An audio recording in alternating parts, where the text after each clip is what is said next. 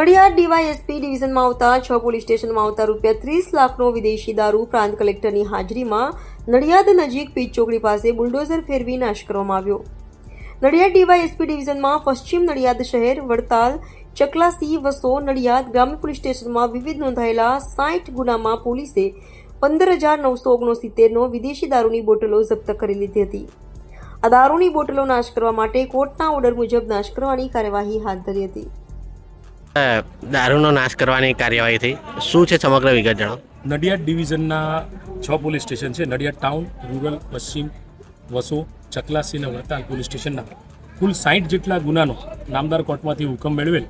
તે હુકમ અન્વયે કમિટી કરી, જેની અંદર સબ ડિવિઝનલ મેજિસ્ટ્રેટ સાહેબ નડિયાદ વિભાગ, ડીવાયએસપી નડિયાદ અને નશાબંધી અધિક્ષક સાહેબની હાજરીમાં આજે 15,969 જેટલી બોટલો, જેની કુલ કિંમત ₹30,93,519 છે, એ બોટલોનો મુદ્દામાલનો વિધિસરનું પંચનામું કરી અને નાશ કરવામાં આવેલ છે.